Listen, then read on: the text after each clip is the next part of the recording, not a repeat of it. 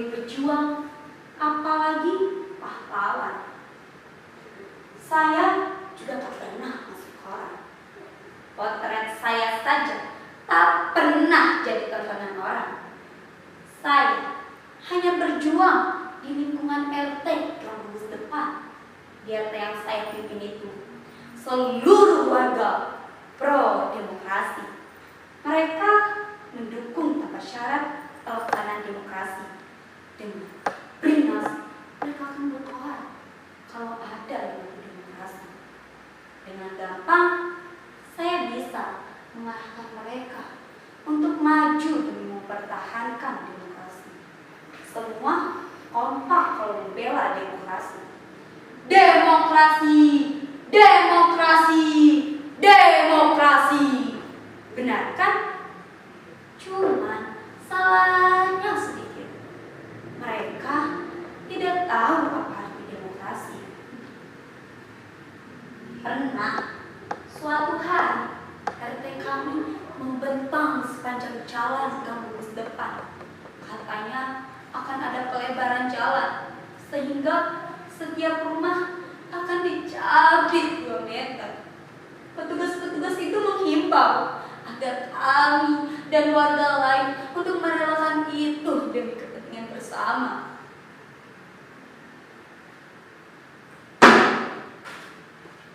Walaupun hanya 2 meter, tapi saudara-saudara sangat penting artinya bagi perkembangan dan kepentingan bersama di masa yang akan datang. Atas nama kemanusiaan, kami harap saudara-saudara mengerti dan mendengarkan apa kata kami. Tanpa minta izin lagi, sebuah belasan muncul dan menggaruk 2 meter wilayah RT kami. Warga kami panik. Mereka mohon-mohon dan berusaha menghentikannya. Pak, jangan Pak, jangan Pak, jangan. Ini tanah kami Pak. Dulu kami tanahnya luas, tapi sudah dibagi tanah 7 Pak. Oh Pak, jangan, jangan. Tapi petugas itu menghiraukan apa kata kami. Mereka menggaruk 2 meter wilayah RT kami. Warga kami tidak menerima. Pergi, pergi, pergi. Datang sopir bodoh, tidak tahu apa saingannya. Sopir yang menjalankan buldozer itu berhenti karena melihat kami. Dia turun dari kendaraannya dan berunding dengan teman-temannya. Kami menunggu apa yang terjadi. Ketika mereka berunding, beberapa anak bermain dan memegang buldozer itu.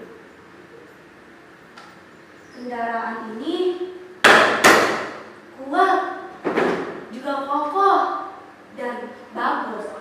Beberapa ibu-ibu di jalan duduk sambil menggendong anaknya.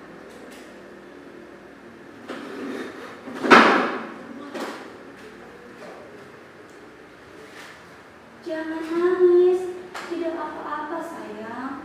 Jadi jangan sedih ya. Cuk, cuk, cuk, cuk, cuk. Saya bingung karena petugas itu tetap melanjutkan pekerjaannya. Akhirnya saya memberanikan diri mendatangi pabrik tekstil itu. Tapi susah sekali, orang selalu tidak di tempat. Saya pun mengganti pakaian saya.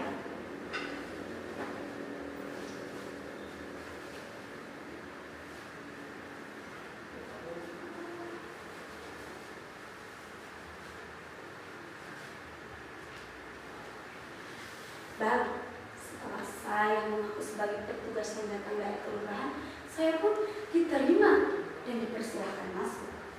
Ketika saya masuk, direktur itu kaget karena melihat saya. Dia tahu kalau saya korban penggusuran.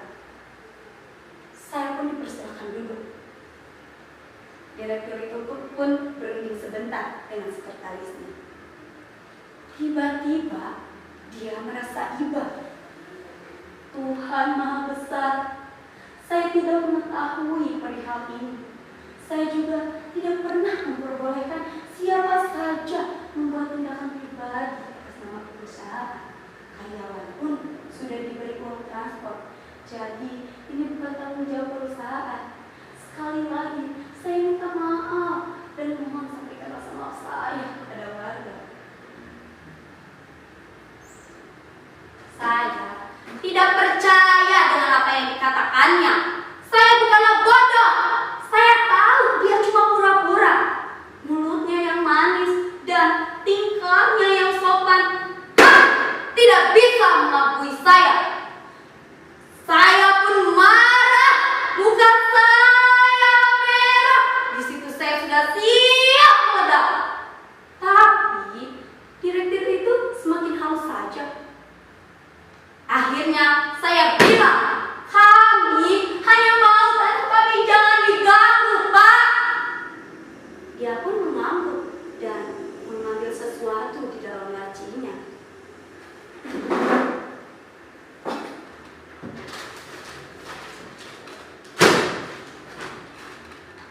Ketika saya melihat benda itu, saya bersorak dalam hati dan tak mampu bernapas lagi. Coklat, tebal, dan tertera nilai 2500000.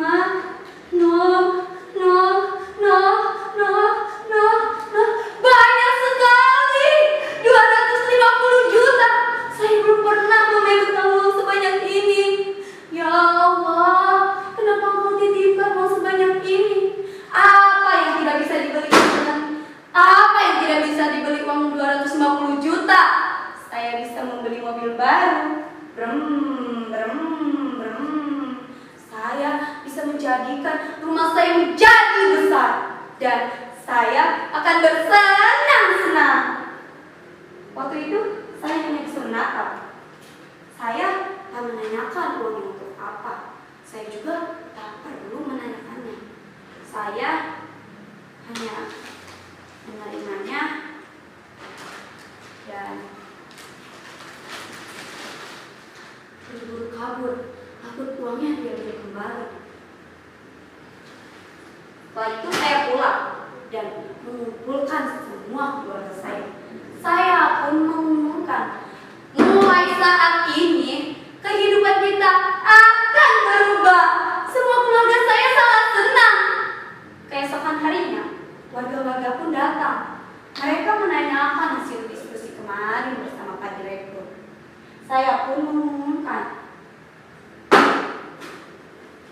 warga-warga semua yang saya cintai, memang berat rasanya kita harus kehilangan 2 meter tanah kita. Tapi ini jauh lebih baik daripada kita harus kehilangan nyawa kita. Kita semua sudah sepakat untuk mencintai demokrasi. Jadi saya harap kita bisa menyumbang 2 meter tanah kita demi masa depan yang lebih baik. Seperti yang saya katakan, warga-warga setuju. Satu persatu pun warga pulang. Hei, tunggu dulu, saya belum beres bicaranya. Tunggu dulu. Ya, telinga mereka buntet. Hanya saya sendiri di sini bersama satu orang tua yang belum pulang. Dia belum pulang karena kakinya kesemutan. Setelah kakinya sembuh, dia pun pulang sambil ngomel. Saya tidak suka demokrasi dan tidak akan pernah ikut demokrasi. Ya, seluruh warga sudah tak mau demokrasi. Hanya saya sajalah yang ingin demokrasi. Tak goyah oleh topan dan badai, tak gentar oleh panas dan hujan. Habis, siapa lagi